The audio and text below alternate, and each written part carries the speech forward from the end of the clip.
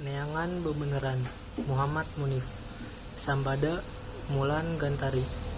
teka rasa suara etang ngilisik kana jero rasa kawas nurek ngabentar anu ayeuna leuwih loba datangna sigana pikiran jeung ngalengitkeun ngetan jeung kalangkang si Neng tina jero pikiran teh kalah ngahudangkeun deui sora-sora anu aheng jeung ngalierkeun balaka bae ku ayana sora anu aheng urang jadi bingung jeung ambek kapegung sabab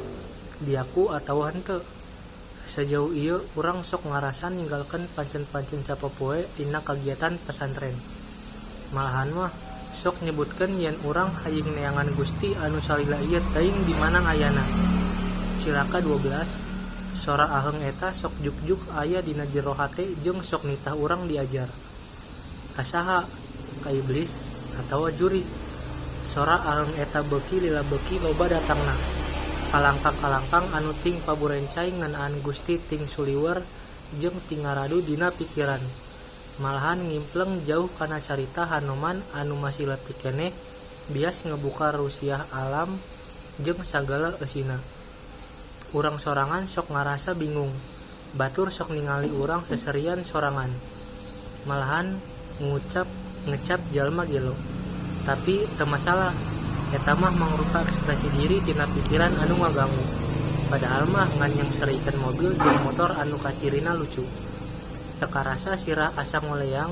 sora ting jarerit kadenge ti mana-mana getih ting bayabah leung teuinget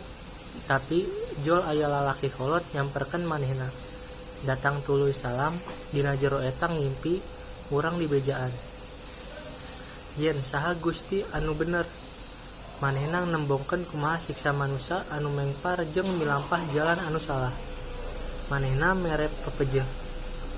yen salila urang di alam dunya kudu turut jeung cunduk kana parentah Allah jeung Al-Qur'an sora anu ngaji kadenge raung dina ceuli saeutik-saeutik mata muka tuluy melong anu ngaji si kemet beunta sora gorowok eta teu salah teka rasa kacilakaan eta mawa ke jalan kana kabeneran ayeuna mah geus ngarti salat tara ditinggalkeun jeung sakabe ibadah dilakonan jeung sora dina pikiran saeutik-saeutik ngalengit hate ieu yakin